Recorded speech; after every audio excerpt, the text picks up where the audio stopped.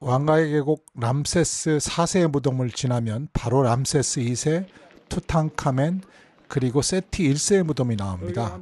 나오자마자 바로 40m 정도 올라가면 왼편에 람세스 2세의 무덤이 나옵니다. 그리고 우측에서 지금 화면에는 멀리 나오지만 우측에서 보이는 곳이 투탕카멘의 묘소입니다. 이 투탕카멘의 무덤은 1922년 하워드 카터라는 사람에 의해서 발견이 되었습니다. 이 투탕카멘의 무덤은 한 번도 도굴된 적이 없는 최초의 파라오 무덤이라는 기록을 세웠고요.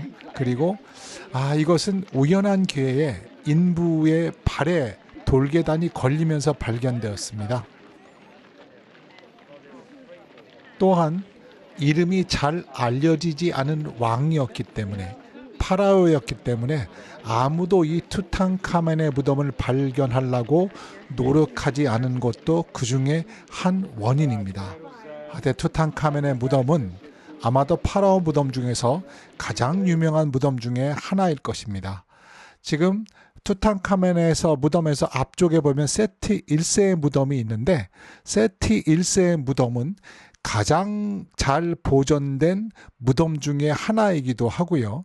길이가 최장으로 지금 여겨지고 있습니다. 왕가의 계곡의 파라오의 무덤의 순서는 KV라는 이름이 앞에 붙입니다. 예측하셨다시피 킹스밸리에 따서 앞글자를 따서 KV라고 그러는데 17번까지는 그냥 그 전에 그리스 로마 시대에도 개방됐던 곳이라서 그냥 번호를 그냥 무작위로 붙인 거고요. 그 이후에는 발견된 순서에 따라서 이름을 붙였다고 합니다. 세티 1세는 우리가 이집트 문명의 거의 전부를 건설하다시피 한 람세스 2세의 아버지로서 람세스 2세의 큰 존경을 받았다고 합니다. 물론 세티 1세의 아버지는 람세스 1세이고요. 세티 1세 그리고 람세스 2세라고 그러는데요. 같은 성씨지만 이름을 다르게 쓴 것은 큰 의미는 없다고 합니다. 하여튼 세티 1세의 무덤은 왕가의 무덤 중에서 가장 잘 보존된 무덤이라고 해서 그런지는 몰라도 이집트 돈으로 2천을 받게 되는데 우리나라 돈으로 한 4만 원 정도를 받고 있습니다. 상당히 비싼 금액이죠. 세티 1세의 무덤을 들어갈 때 그만큼 기대감도 컸습니다. 그래서 왕가의 계곡이 처음 가서는 조금 황당한데 생각보다는 단순하게 구조가 돼 있어서 그렇게 어렵지는 않습니다. 왼쪽의 그림은 스카브라라고 쇠똥굴입니다.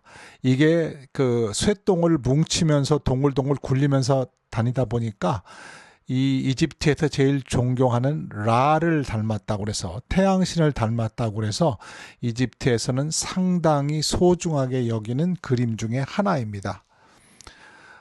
세티 1세의 무덤은 들어가 보는 순간부터 방금 전에 봤던 람세스 4세의 무덤보다 모든 색깔과 그림 등이 대단히 선명하게 돼 있었고 상형 문자도 독특한 양각과 음각의 형태로 돼 있었습니다. 지금 왼쪽에 제가 계속 사진을 올리는 이유는 제가 동영상으로 찍은 것보다 사진으로 찍었을 때 훨씬 더 선명하게 보입니다. 그리고 여기에서 보면 여러 가지 뱀의 형상이 있었는데 전에 제가 계속 설명드렸다시피 뱀이란 것은 인류가 문화를 만들면서 상당히 중요한 역할을 한 것입니다. 동물 중에 하나이기 때문에 역시 이집트에서도 우리 전에 얘기했던 튀르키예의 괭베클리 태페에서 봤던 뱀의 문양과 거의 흡사한 형태로 뱀이 우상화가 돼 있습니다. 우상화라는 표현이 어떨지 적절할지는 모르겠는데요. 일단 그렇게 뱀이 신성시 여기게 됐고요. 이집트의 많은 창조신, 푸타신도 있고 오시리스도 있고 세트도 있고 이 세티 1세의 무덤에는 지금은 푸타신이 왼쪽에 화면에 나오고 있습니다. 여러 신들이 거의 등장하고요. 거의 파라오는 모든 신들과 동급으로 여겨졌고 지금 나오는 것은 하늘의 별자리인데요. 이게 천체 전부를 위해 형상화해서 이 무덤이 결국은 그 지구 전체, 천체를 말한다는 의미를 가지고 있다 합니다. 이 전부 파라오의 무덤의 위가 앞으로도 보시겠지만 거의 저렇게 별들을 갖다 수놓고 있습니다. 이 세티 1세의 그 무덤을 들어가 보고는 깜짝 놀랐던 것은 보존이 잘 돼 있다고 얘기는 들었지만 지금 나오는 건 뭐냐 하면은요, 우리가 파라오의 무덤을 만들다가 왕이 죽을 경우에는 거기까지만 하고 거기서 공사를 스톱했다고 그럽니다. 그래서 거의 모든 파라오의 무덤에는 미완성장이 그래서 포함되어 있다고 합니다. 예, 전자로 돌아가서 파라오들은 무덤 안에 환생했을 때, 다시 환생했을 때 자기가 누릴 세상을 다 그려놨고 자신의 업적을 모두 이곳에 표현해 놨습니다. 이집트에서는 파라오가 되자마자 바로 자기의 무덤을 건설하는 것이 어떤 불문율처럼 진행되었다고 합니다. 세티 1세는 람세스 2세의 아버지입니다. 람세스 2세는 이집트의 거의 절반을 짓고 만들었다고 해도 과언이 아닐 정도로 이집트의 가장 전성기를 이끈 왕이었는데요. 세티 1세의 영향력이 컸다고 보아도 무방합니다. 세티 1세는 BC 1294년부터 1279년까지 파라오로 19왕조 2대 왕이었었는데요. 이 세티 1세는 히타이트, 리비아, 가나안 원정을 통해서, 그러니까 우리가 생각하는 지금의 레반트 지역, 시나이 반도뿐만 아니라 아나톨리아 지역까지도 전부 영토를 확장해서 이집트의 영토를 가장 많이 넓힌 파라오 중에 한 명이라고 합니다. 이집트에서 별자리 하면 생각나는 것은 덴데라 신전하고 그리고 에스나 신전이 있는데요. 역시 세티 1세의 무덤에도 천문도, 매장실 천장에 별자리가 그려져 있는데 이것은 고대 이집트의 천문 지식을 보여주는 귀중한 역사 자료라고 합니다. 뿐만 아니라 지금 보시는 바와 같이 대단히 정교한 벽화들이 그려져 있어서 모든 파라오의 무덤 중에서 있던 거의 모든 그림들이 이 세티 1세의 무덤 안에 있다고 합니다. 지금 지나간 자리에는 원래 석관, 반투명 설화석고 알라바스토라고 만든 석관이 발견됐는데요. 내부에도 상당히 정교한 조각이 있지만 현재는 영국 런던의 존스완 박물관에 있다고 합니다. 대부분의 이집트에 있는 그 많은 유물들이 영국이나 프랑스, 독일로 건너가게 한 배경에는요, 이집트의 아픈 역사가 같이 있다고 합니다. 이집트가 근대에 들어서 많은 그 경제적으로 어려운 시기에 이집트의 예전의 유물을 발견했을 때는 발견한 국가와 이집트가 5대5로 나누는 계약을 하였다고 합니다. 그래서 많은 유물들이 공식적으로 외국으로 반출되는 아픈 역사를 가지고 있습니다. 물론 그것이 어떤 면에서는 좋다고 선진국들이 얘기하지만 그것은 지금의 선진국 측의 입장인 것 같고요. 이집트에서는 아주 뼈아픈 나쁜 역사의 한 면이라고 생각하고 있습니다. 물론 여기 방문한 저한테도 그 모든 것이 이집트에 있었으면 하는 아쉬움이 있습니다.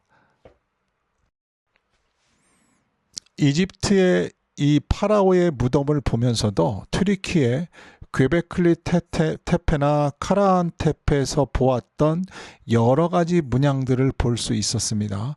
그 대표적인 것은 뱀의 문양들이 있던 형태들입니다.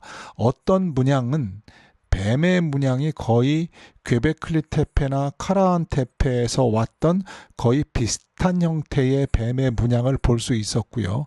이것이 아나톨리아 지방에서 레반트 지역으로 넘어서 시나이 반도를 지나서 이집트까지 영향을 미쳤다고 보고 있습니다. 저는 그 인류학을 연구하면서 어떻게 인류가 최초의 문화를 만들었고 그 문화가 어떻게 영향을 미쳐서 이후의 문화를 만들었는지를 지속적으로 찾아가고 있습니다. 기원전 10,000년 전 괭베클리 테페, 카라한 테페에서 인류의 최초 문명이 지금까지 발견된 역사적인 기록에 의하면 나타나고 있습니다. 그 문명은 우리 지금의 시리아 왼쪽 알레포에서 동쪽으로 30km 가면 텔 카라멜이라는 옛 유적뿐만 아니라 지금 팔레스타인에 있는 예리코의 탑, 그리고 여기 카이로, 그리고 룩소르까지 영향을 미쳤다고 생각을 하고 있습니다. 그래서 그 길을 지금 따라서 오고 있는데 저 개인적으로는 그 감동이 대단히 있습니다. 그리고 첫 번째 파라오의 무덤인 람세스 4세의 무덤에서는 약간 흥분돼서 보지 못했다고 해야 되겠죠. 보지 못했던 상형 문자들이 정확하게 제 눈에 들어오는 것을 볼 수 있었습니다. 그리고 상형 문자 자체가 이 음각 양각으로 조성된 지까지는 몰랐는데 직접 실물로 보니까 상당히 정확한 양각의 형태로 상형 문자를 볼 수 있었습니다. 그래서 그 당시에 이집트의 문명, 문화가 우리가 생각보다는 보다 더 세련됐다고 판단됩니다. 지금 보는 것은 라의 아들, 태양같이 생긴 라고 그 아래에 있는 게 그 새인데 라의 아들이라는 파라오의 이름에는 항상 앞에 옵니다. 그래서 여러분이 혹여 이 파라오의 무덤을 갔을 때 파라오의 카르투시 앞에는 항상 붙는 상형 문자입니다. 세티 1세의 무덤을 돌아보았습니다.